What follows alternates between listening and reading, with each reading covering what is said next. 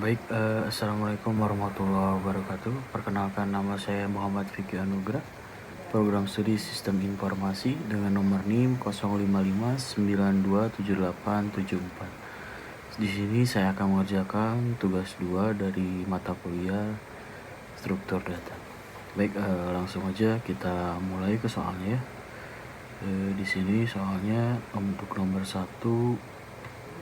buatlah program Java yang mengimplementasikan struktur data stack dengan metode LIFO atau last in first out, menggunakan minimal 8 data integer dan menampilkan proses push dan pop serta isi stack sebelum dan sesudah proses pop. Kemudian jelaskan cara kerja, konsep LIFO, dan analisis kompleksitas waktu operasinya. Baik, kita langsung mulai aja. Kita di sini pakai Visual Studio Code.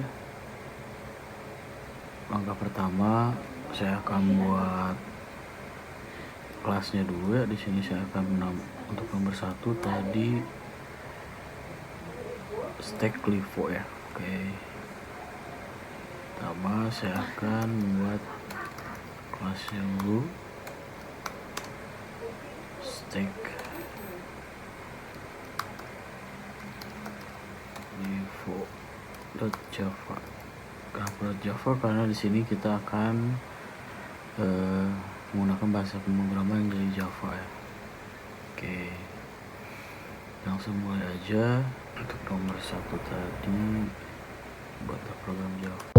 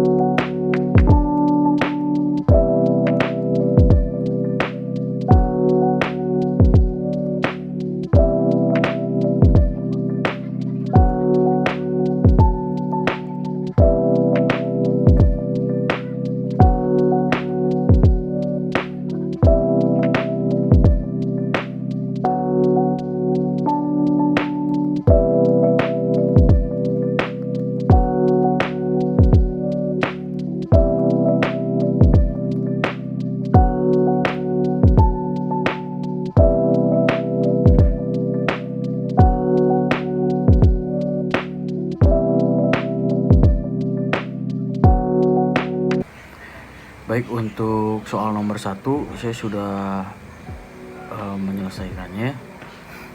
Sedikit di sini saya akan menjelaskan untuk alur programnya.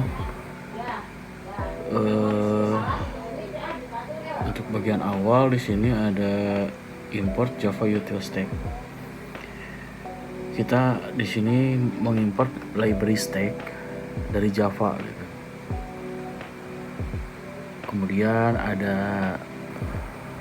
Kemudian di sini ada stack integer stack atau new stack. Bagian ini adalah objek stack dengan tipe data integer. Kemudian selanjutnya ada stack push nilai ya. Di sini ada stack push nilai, yaitu memasukkan data ke dalam stack menggunakan proses push gitu. Kemudian di sini jadi stack push nilai itu jadi data yang dimasukkan adalah data 10 ini sampai dengan 80.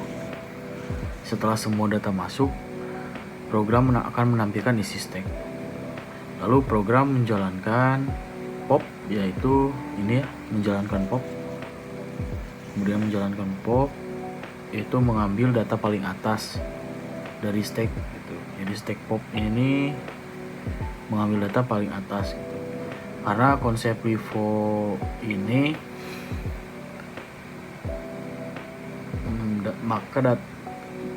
karena konsepnya LIFO gitu, maka data yang keluar pertama adalah 80, kemudian 70 gitu.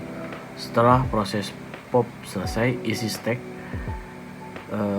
ditampilkan kembali sehingga terlihat bahwa dua data terakhir sudah terhapus gitu. Contoh penerapan dalam keseharian itu dalam program LIFO ini, yaitu pada saat kita mau ngeprint beberapa file itu file yang kita print urutan pertama, si printer itu akan ngeprint file atau dokumen pertama itu gitu, baru ke dokumen selanjutnya gitu. Seperti misalkan dalam satu dokumen ada 10 halaman di dalamnya, maka dari halaman 1 dia akan ngeprint dahulu gitu, kemudian ke halaman 2, 3, 4 dan seterusnya gitu. Itu di luar kita mengatur page atau halaman yang akan kita print gitu. Baik, di sini kita coba run untuk programnya.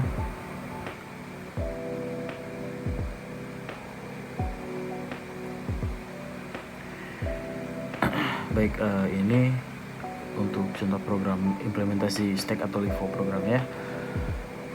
Proses push tersebut jadi dia mulai dari angka 10, 20, 30, 40, 50, 60, 70 dan 80.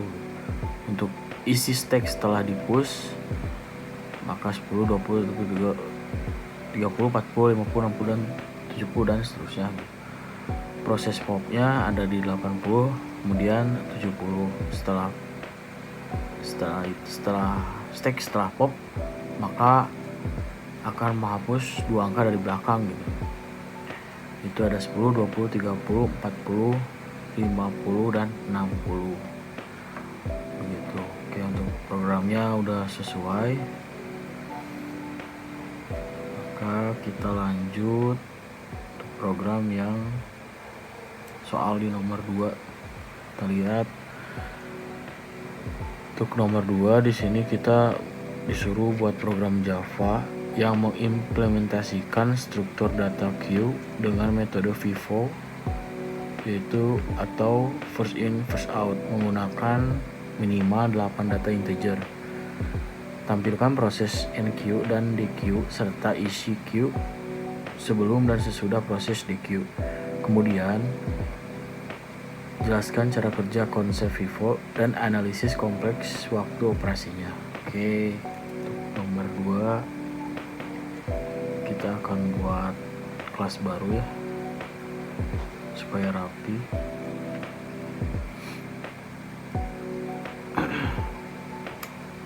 Nomor 2 Q.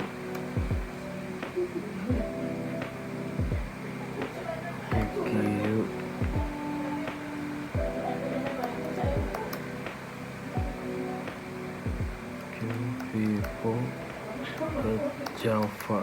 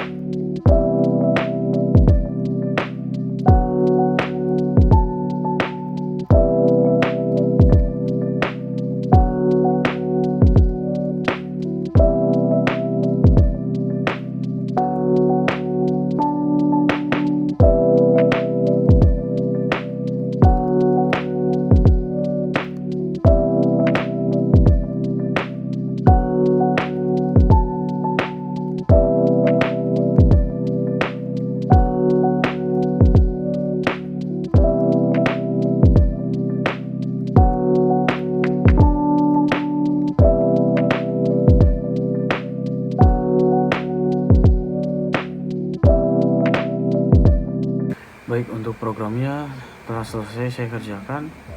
Mari kita coba run sedikit ya.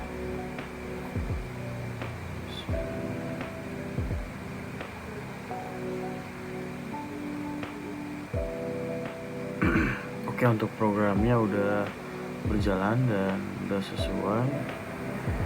Sedikit saya jelaskan untuk isi programnya dan alur programnya. Jadi untuk alur pertama ini kita mengimpor library Q dan linked list, ada berada di sini ya. Ini kita mengimport library Q dan linked list. Kemudian dibuatlah objek Q. Di sini kita membuat objek Q.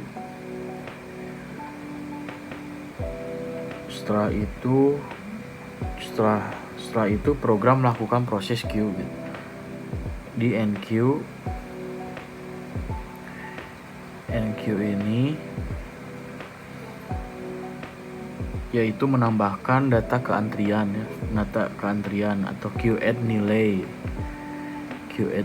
gitu. Jadi Q add nilai ini tuh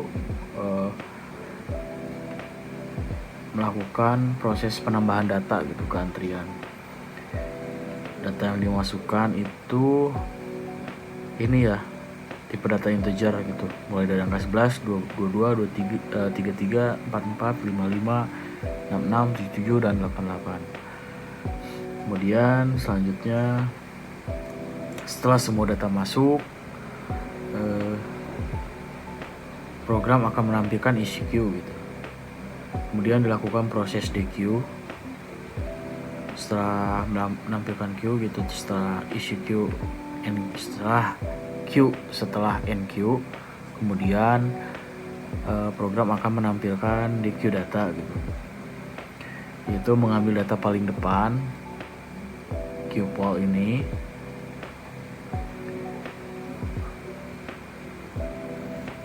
queue.poll ini tuh mengambil data paling depan gitu.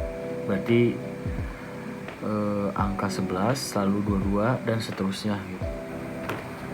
Setelah proses DQ selesai, issue queue akan ditampilkan kembali gitu, seperti setelah kita running tadi.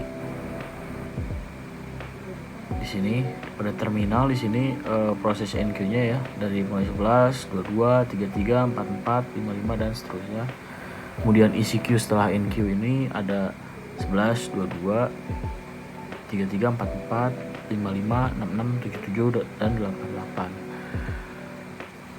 Proses queue ini kurang lebih hampir sama seperti tadi yang program pertama, yaitu stack atau LIFO ya. Di FIFO ini queue FIFO ini contoh dalam kehidupan nyata, yaitu kita ngantri pada saat isi bensin gitu ya, isi bensin ke SPBU, dimana untuk motor dan pengunjung pertama yang datang mengantri, dialah yang akan kita isi pertama gitu. Nggak mungkin begitu, misalkan nih saya datang pertama, ada teman saya di belakang, gak bakal mungkin teman saya yang di belakang ini yang duluan diisi gitu. Jadi proses queue ini tuh akan melayani yang lebih dahulu datang gitu, atau yang dahulu mengantri gitu.